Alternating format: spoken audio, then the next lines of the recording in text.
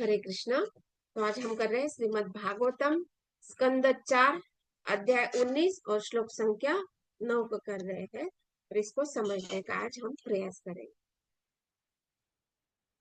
तो जैसा कि हम सब देख रहे हैं कि इस अध्याय का नाम है राजा पृथु के 100 अश्वमेध यज्ञ। और हमने देखा पिछले अध्याय में कि कैसे राजा पृथु जो है भगवान के ही अंश अवतार है, कला अंश होने के कारण उन्होंने इस पृथ्वी का उनका सारा साम्राज्य है।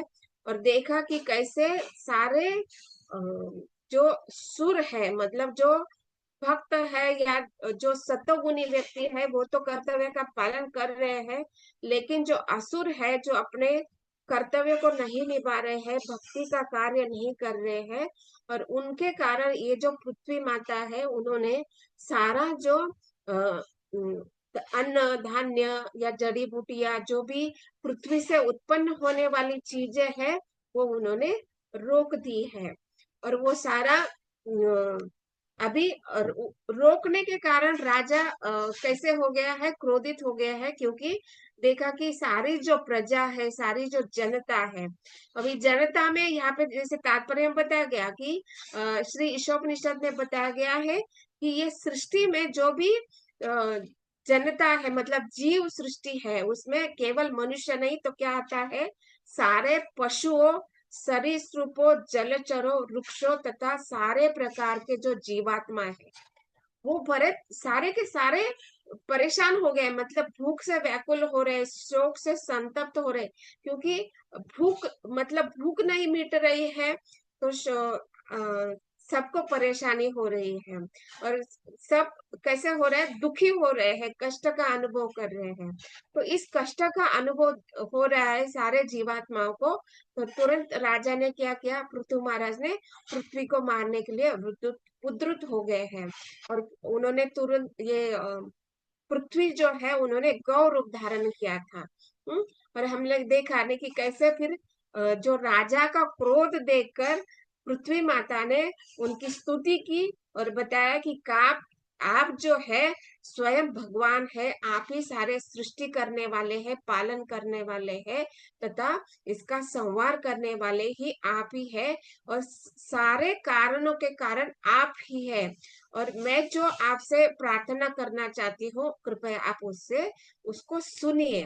तो इस प्रकार से उन्होंने माता पृथ्वी ने पृथु महाराज का जो क्रोध है उसको शांत किया और बताया कि मैं ये सारा इसलिए कर रही हूँ कि ये जो अन्न धान्य रत्न वगैरह जो कुछ उत्पन्न हो रहा है, उसका जो सूर्य व्यक्ति है उसका तो उपभोग ले रहा है, क्योंकि वो सही कार्य के लिए उसका उपयोग ले रहा है। लेकिन जो असुर है वो गलत कार्यों के लिए, मतलब केवल इंद्रिय तृप्ति के लिए कार्य ये सारा उपभोग ले रहा है। इसलिए मैंने ये सारा जो उत्पादन है वो रोक लिया है। और इस प्रकार जब पृथु महाराज जो है उनका पृथ्वी का प्रति जो क्रोध है वो शांत हो गया है। और फिर पृथ्वी ने गौरूप पृथ्वी ने निवेदन किया कि मैं ये जो अन्न धान्य है प्रचुर मात्रा में उत्पन्न करने वाली हूँ, तो आप प्लीज ऐसा कुछ व्यवस्था कीजिए कि ये जो दूध स्वरूप जो उत्पादन होने वाला है उसके लिए योग्य पात्र और बछड़े का आप व्यवस्था कीजिए, और दूध दोहने वाले व्यक्ति का भी आप व्यवस्था कीजिए। इस प्रकार का ये सारा प्रसंग है। अभी यहाँ पे क्या बताया जा रहा है कि ये जो सारा कार्य होने के कारण क्या हो गया, सबको अपना अपना जो नियोजित अन्न पदार्थ है, जैसे ईशावास्यम इदम सर्वम, मतलब हर एक का अपने अपना जो भाग है, जो क्या बोलते हैं इसको, हम क्या बोलेंगे, अपना अपना कोटा, शरीर स्वरूपों के लिए जो कोटा है, मनुष्य के लिए कोटा है, पशुओं के लिए जो कोटा है, जो भाग जिसका जिसका है वो सबको मिल चुका है। और इसके कारण ये जो पहले संतप्त हो चुके थे, शोकाकुल अवस्था थी, पूरा पीड़ा का अनुभव कर रहे थे, कष्ट का अनुभव कर रहे थे, भूख से व्याकुल हो रहे थे, वो सब कुछ अभी कैसे हो गया, नॉर्मल हो गया है। उनकी तुष्टि पुष्टि तथा क्षुधा पाई, ये सब कुछ हो चुका है। और इसलिए क्या हो गया है, इस राजा के कारण हुआ है। इसलिए यहाँ पे बताया गया है कि ये सारे लोगों सहित ये सारे लोकपाल जो है वो राजा पृथु को अभी उपहार देने के लिए आए हैं, क्योंकि सब सब जो लोकपाल है वो भी संतुष्ट हो गए हैं और सारी उनकी जो प्रजा है वो भी संतुष्ट हो गए। और इसलिए यहाँ पे बताया जा रहा है कि सामान्य जनों तथा समस्त लोगों के प्रमुख देवों ने राजा पृथु के लिए तरह तरह के उपहार लाकर प्रदान किए। तो इस प्रकार से उन्होंने क्या किया, राजा पृथु को उपहार प्रदान किए, मतलब खुशी से। जैसे हम खुश हो जाते हैं तो वो खुशी के कारण, मतलब किससे हमें खुशी मिली है ये सारी जनता जान गई है और उस राजा को वो उपहार देने के लिए सब आ चुके हैं। और यहाँ पे आगे बताया जा रहा है कि ये जो समुद्र, पर्वत तथा पृथ्वी, ये जो सारे हैं ये कैसा है, अन्न प्रकार, मतलब पृथ्वी क्या है, अन्न उत्पादन करती है। समुद्र क्या करता है, अनेक अनेक प्रकार के रत्न जो है उसको उत्पादन करता है। और पर्वत जो होते हैं, पर्वतों के अंदर क्या होता है, विशेष प्रकार के रसायन छुपे होते हैं। और यहाँ पे बताया जा रहा है कि अभी क्या हो रहा है, पृथ्वी भी सभी प्रकार का अन्न उत्पादन कर रही है, पर्वत भी सभी प्रकार के रसायन है वो दे रहा है।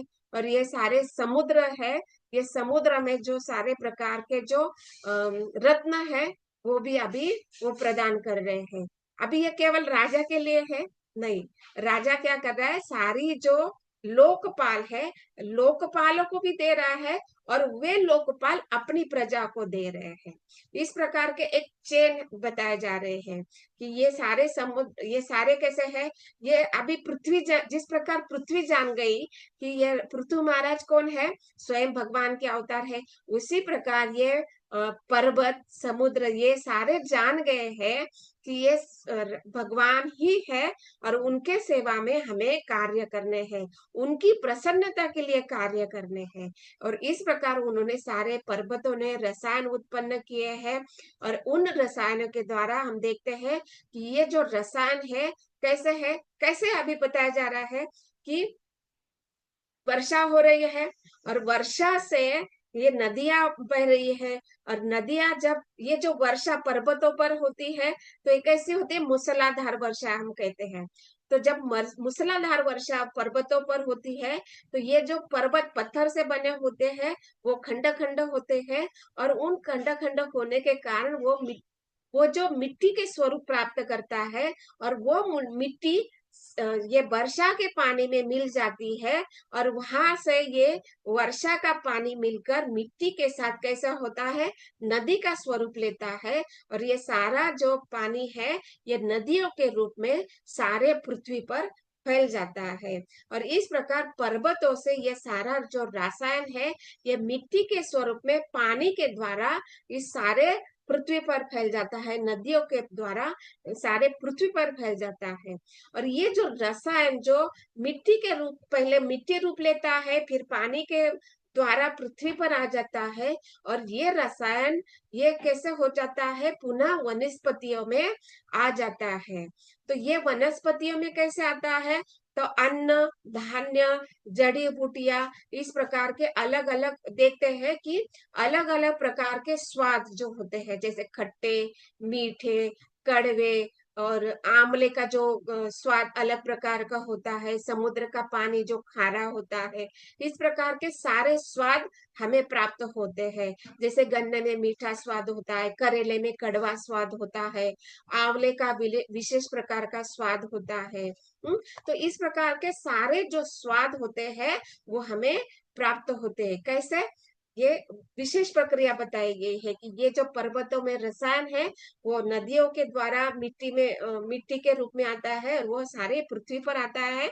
और फिर इसके लिए विशेष प्रक्रिया बताई गई कि वो मिट्टी से जैसे जड़ मतलब मूलों से ये सारे जो वनस्पति है, बेली है, जो लताएं है, वो क्या कर लेते हैं, वो सारे सोख लेते हैं और वो विशेष प्रकार का रस उन वनस्पतियों में बन जाता है।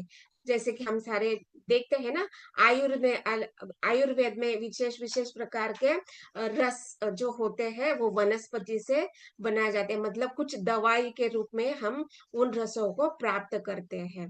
तो ये जो रस है, तो इसको प्राप्त करने के लिए 4 प्रकार के बताए गए हैं। तो ये 4 प्रकार के खाद्य बताए गए। कैसे? कुछ जो होते हैं ये खाद्य पदार्थ है, कुछ चबाए जाते हैं, उसको क्या बोला गया है? चर्व्य। दूसरा है चाटे जाने वाले, कुछ पदार्थ ऐसे होते हैं केवल चाट कर हम खाते हैं। जैसे अभी हम देख रहे हैं ना कि मैंगो का सीजन है, मतलब अभी बारिश हो गई तो थोड़ा मैंगो कम हो गया है, लेकिन पिछले महीने में हम लोगों ने अनुभव किया कि मैंगो, तो मैंगो को कैसे खाया जाता है? ये आमरस तो अभी बना है, लेकिन पहले कैसे होता था? चूस कर खाया जाता, सीधा पेड़ से निकाल कर चूस कर खाया जाता है, तो ये होता है चूसने वाला। और लेह, लेह मतलब कुछ प्रकार ऐसे होते हैं चाट कर खाने जाने वाले। तो हम लोग देखते हैं डेली रूटीन में हम लोग क्या खाते हैं? आचार, खास करके। तो आचार जो है ऐसे उंगली से लेकर हम जीवा पर रखते हैं, तो इसको चाटे जाने वाले होते हैं। और आयुर्वेद में कुछ ऐसे लेह हमें दिए जाते हैं कि जो केवल चाटने होते हैं। तो इस प्रकार से हम देखते हैं। और कुछ पदार्थ है, जैसे अभी आमरस बन गया, तो इसको क्या करेंगे? हम चाटेंगे नहीं, इसको हम पिएंगे। तो गन्ने का जूस है, तो इसको पिया जाता है। तो इस प्रकार के ये 4 प्रकार के खाद्य, मतलब ये अवस्थाएं, मतलब किस प्रकार से खाद्य को आपको ग्रहण करना है, ये बताया जा रहा है। तो इस प्रकार से ये जो रसायन जो पृथ्वी में छुपा होता है, ये कैसे है? वर्षा के द्वारा हमें प्राप्त होता है। अभी देखिए, अभी हम इस पृथ्वी पर रह रहे हैं, और आगे भी बताया गया कि ये से समुद्र है, ये कैसे है? खारा पानी से बना हुआ है। और समुद्र में क्या छुपा हुआ है? सारे अलग अलग प्रकार के रत्न, मूंगे वगैरह जो रत्न है, ये सारा कुछ छुपा हुआ है। लेकिन आज कलयुग में क्या देख रहे हैं कि कलयुग के लोग क्या हो रहा है? केवल मछलियों को देख रहे हैं। समुद्र के अंदर अलग अलग प्रकार के रत्न छुपे हुए हैं, उसको वो नहीं देख पा रहे हैं। और इस ये रसायन जो पृथ्वी से रसायन निकालना, और सॉरी, पर्वतों से रसायन निकालना, पृथ्वी से अन्न धान्य निकालना, तथा समुद्र से रत्न निकालना, इसके लिए भी प्रोसेस होती है, एक विधि होती है। अभी भगवान ने सब कुछ दे रखा है हम लोगों को। और ये समुद्र में रत्न दे रखे हैं, पर्वतों में रसायन दे रखे हैं, और पृथ्वी में अन्न धान्य दे रखे हैं। लेकिन ये उत्पादन वो कब देंगे? जब वे प्रसन्न होंगे। जब उसका सही उपभोग सही व्यक्ति करेंगे, तभी उसका वो प्रसन्न हो गए। मतलब जैसे पृथ्वी ने अन्न धान्य उत्पादन करना रोक दिया था, क्योंकि ये अभक्तों द्वारा उपयोग किया जा रहा है, कर्तव्य के रूप में कोई कार्य नहीं कर रहे हैं। मतलब क्या कि भगवान ने सब कुछ दे रखा है, लेकिन उसमें एक बड़ा सा लॉक डाल के रखा है। लॉक समझ रहे हैं आप? एक लॉक मतलब कुलूप डाल के रखा है, मराठी में कुलूप बोलते हैं। और उसकी चाबी भी दे रखी है, लेकिन इतना बड़ा लॉक को खोलने के लिए विशेष प्रकार का चाबी होती है, वो भी दे रखी है। लेकिन इसको हमें विधि पता होनी चाहिए कि ये जो बड़ा सा लॉक भगवान ने, जो इनविजिबल है, जिसको हम देख नहीं पा रहे हैं या समझ नहीं पा रहे हैं, उस लॉक को खोलने के लिए चाबी क्या है, ये भी हमें पता नहीं है। और इसको खोलने की विधि तो छोड़ ही दीजिए कि इसको खोलने का कैसी विधि होती, वो भी हम नहीं जान पाते हैं। लेकिन हमें भगवान ने इतनी सुविधा, इतना मौका दे रखा है कि ये लॉक जो होता है, पहले उस लॉक को समझना है, उस चाबी को समझना है, और उसकी विधि क्या है वो भी बताए गए हैं। तो ये सारा जो है लॉक क्या है, इसको सारा किस में बताया गया है? तो गुरु, साधु और शास्त्र। हमें इस लॉक को, पहले लॉक को समझना है ना, कि ये क्यों नहीं प्राप्त हो रहा है, ये क्यों नहीं, मतलब दरवाजा क्यों नहीं खुल रहा है। हमें जो आवश्यक चीजें हैं वो क्यों नहीं प्राप्त हो रही, तो उसके लिए क्या, क्यों भगवान ने ये रोक रखा है, या ये जो पृथ्वी, समुद्र या पर्वतों ने क्यों रोक रखा है। उसके बाद उनके खोलने की चाबी क्या है, उसकी विधि क्या है, वो समझना है। तो जैसे गुरु, साधु और शास्त्र। तो गुरु जानते हैं कि इस लॉक क्या है। ये जो समुद्र तथा पर्वतों में छुपे हुए रत्न है, उसको कैसे निकालना है, तो उसके लिए चाबी बताई गई है। हम लोग देख रहे हैं श्लोक संख्या 7 से लेकर 7, 8, 9 में सभी तात्पर्य में एक विशेष चाबी बताया गया है। और इस अध्याय का नाम भी है कि यज्ञ करना। तात्पर्य में क्या बताया गया है कि मनुष्य को यज्ञ करना बहुत आवश्यक है।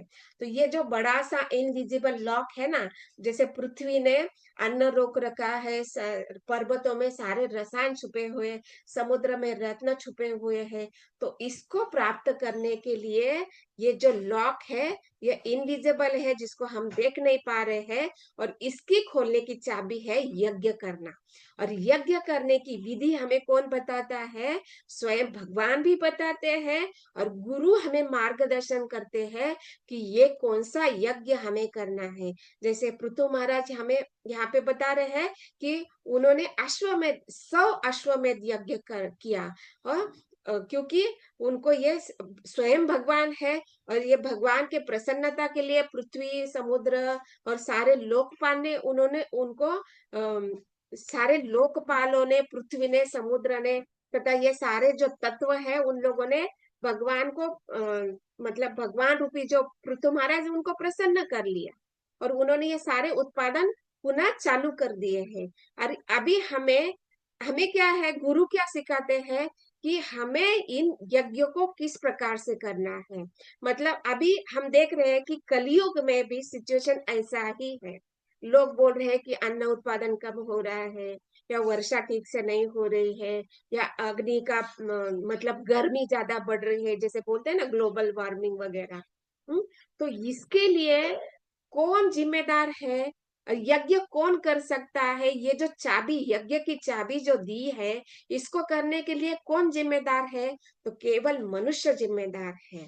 मनुष्य प्राणी जो है वही जिम्मेदार है। जहाँ पे यहाँ पे बताए ना, पहले लाइन में बताए कि ईशोपनिषद में कहा गया है इस भौतिक सृष्टि में न केवल मनुष्य के लिए, मतलब क्या केवल मनुष्य के लिए नहीं, ये सारे जीवात्माओं के लिए है। और इसके लिए क्या लास्ट लाइन में बताते हैं प्रभुपाद तात्पर्य में कि सब कुछ मनुष्य द्वारा यज्ञ की वैदिक विधियों को स्वीकार करने पर ही निर्भर करता है। मतलब ये सारा जो समुद्र से, पृथ्वी से, और पर्वतों से, या अग्नि तत्व से, जल तत्व से जो कुछ भी हमें प्राप्त होने वाला है, ये क्या है, केवल मनुष्य के ऊपर निर्भर करता है। और यहाँ पे जब हम इस लॉक खोलने की चाबी हम लोगों को पता चल गई है, तो इस विधि को भी हमें गुरु महाराज बताते हैं कि कौन सी विधि करनी है। तो यज्ञ करने की विधि हमें क्या बताई गई है? कलयुग के लिए हरिनाम संकीर्तन यज्ञ बताया गया है। हमें कौन सी विधि बताई गई है? यज्ञ की संकीर्तन विधि, मतलब रूप में आकर हमें संकीर्तन करना है, हरि नाम जप करना है। तो जप अकेले में किया जाता है, और संकीर्तन ग्रुप में किया जाता है। तो ये जो चाबी हमें दी गई है और विधि दी गई है, जब इसको हम रियल में अप्लाई करेंगे, तभी ये सारे लॉक अपने आप खुल जाएंगे, और ये सारे जो उत्पादन है वो हमें प्राप्त होते रहेंगे।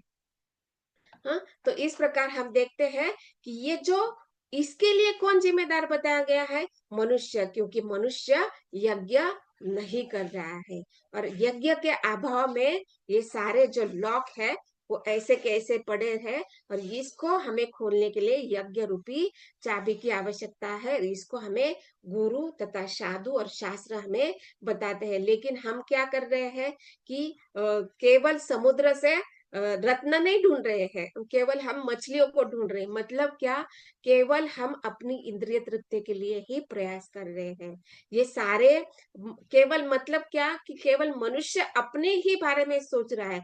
लेकिन शास्त्र हमें क्या बताता है मनुष्य को केवल अपने बारे में नहीं सोचना है, सारे जलचर के बारे में भी सोचना है, पशुओं के बारे में सोचना है, सरीसृपों के बारे में, और सारे जो छोटे-छोटे जीवात्मा जो हम इस जगत में देखते हैं, उनके विषय में भी हमें सोचना चाहिए। मतलब हमें अपनी ज़िम्मेदारी क्या है, इसको बहुत अच्छे से समझना चाहिए।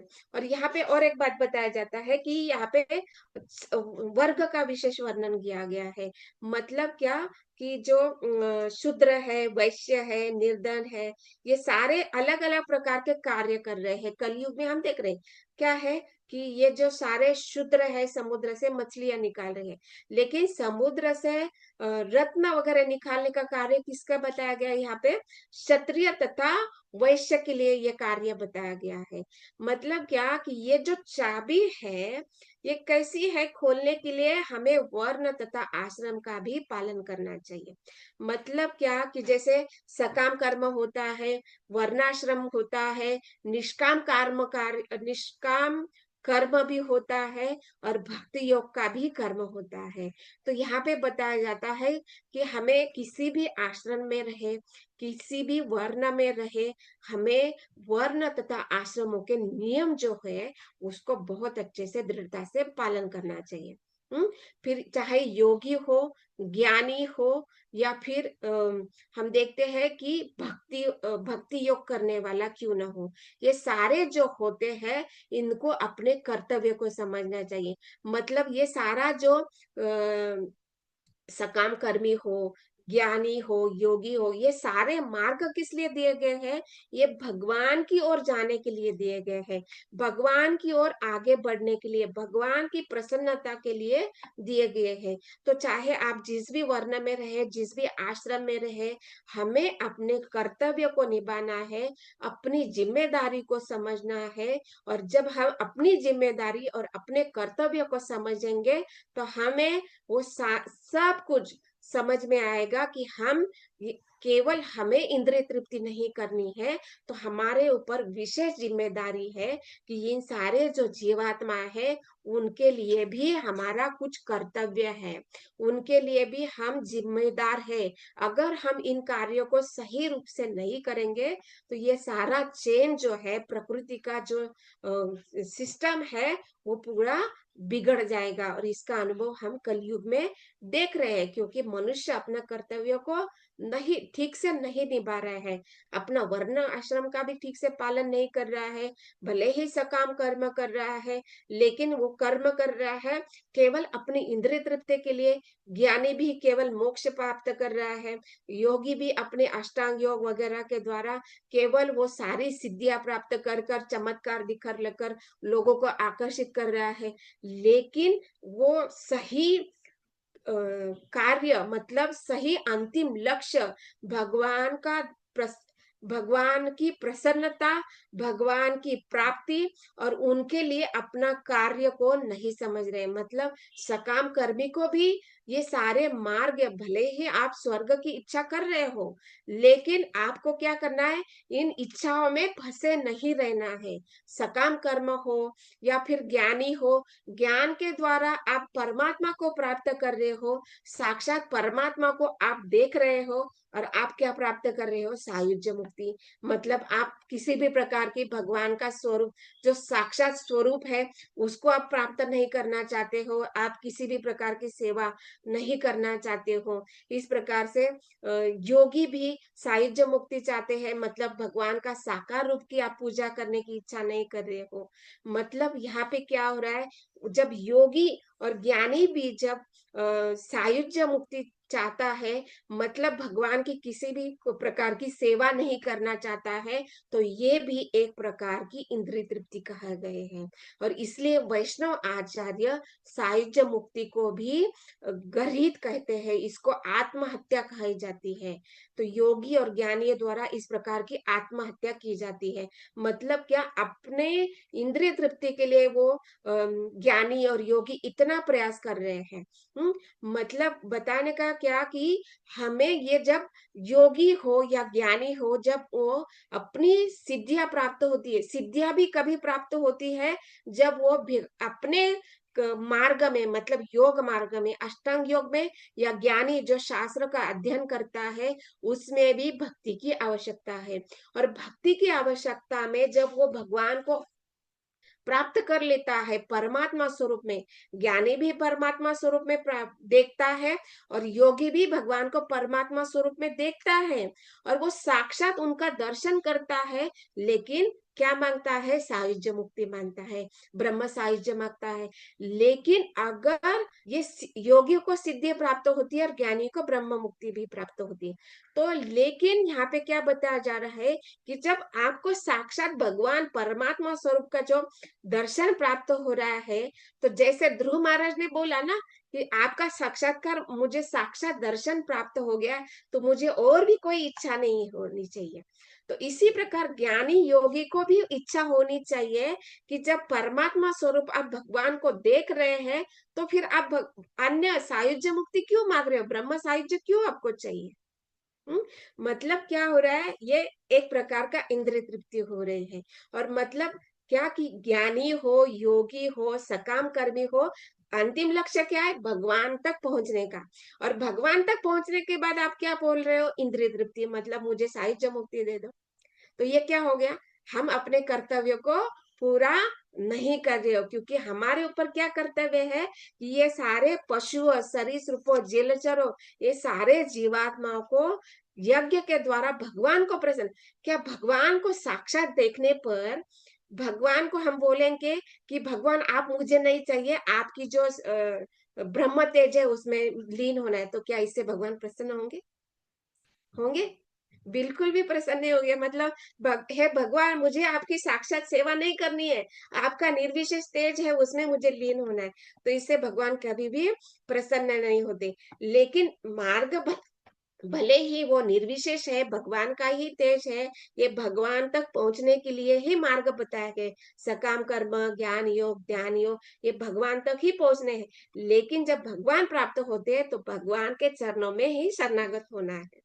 अगर हम नहीं होते हैं, तो हम इंद्रिय तृप्ति को अपनाते हैं। और इन इंद्रिय हम जब हम इन कर्तव्यों को नहीं समझेंगे, तो ये सारा जो कर्तव्य को न समझने के कारण ये सारी जो व्यवस्था है वो कैसे हो जाती है? इम्बैलेंस हो जाती है। और ये सारा, अभी देखिए मैंने ये जो बोला कि ज्ञान मार्ग में, योग मार्ग में वो परमात्मा स्वरूप को प्राप्त होते, क्या ये जितना हम, अभी देखिए हम लोगों ने अपनी आधी उम्र होने के बाद भक्तियों को अपना, हाँ? आधी उम्र होने के बाद भक्ति योग को अपनाया है। तो इसके लिए अब हमें हमें अध्ययन कर रहे हैं, साधु संग कर रहे हैं, शास्त्र का नाम जप कर रहे हैं, शास्त्र का अध्ययन कर रहे हैं। तो इसमें हम जैसे योगी तथा ज्ञानी को कष्ट करना पड़ता है, परिश्रम करना पड़ता है, उस प्रकार का परिश्रम हमें अनुभव होता है यहाँ पे? नहीं होता है ना। भक्ति योग उतना सरल है। तो ये ज्ञानी ध्यानी इतना कठिन परिश्रम करते हैं, परमात्मा को देख भी लेते हैं, लेकिन सायुज्य मुक्ति प्राप्त कर लेते हैं, भगवान को बोलते हैं आप नहीं चाहिए, आपकी निर्विशेष स्टेज में हमें मुक्त होना है। लेकिन भक्त को जब वो भक्ति करता है, तो बहुत आसानी से भगवान को प्राप्त कर लेता है। और साथ ही साथ वो अपने सारे जिम्मेदारियों को, अपने सारे कर्तव्य को भी समझता है कि क्या, कि मैं भगवान का दास हूँ, और मैं भगवान का दास होने के कारण मेरे क्या क्या कर्तव्य है। और यहाँ पे जब हम इस जगत में रहते हैं, तो ये सारे जो शरीर तथा शरीर के संबंध में जो कुछ भी है, ये भगवान से ही निगड़ित है, भगवान के द्वारा ही मुझे दिया गया है। तो इनके प्रति मेरा क्या कर्तव्य है, इसको बहुत अच्छे से समझते हैं। इसलिए ये सकाम कर्मी हो, ज्ञानी हो, ध्यानी हो, या किसी भी योग मार्ग को अपनाए, अपने कर्तव्य को हमें समझना है, और अपने कर्तव्य को जो वर्ण तथा आश्रम है उसका पालन करना है। और अंतिम लक्ष्य तो भगवान को प्रसन्नता ही होनी चाहिए, तभी ये सारा जो है विश्व है कैसे आनंद सुखमय का अनुभव करेगा।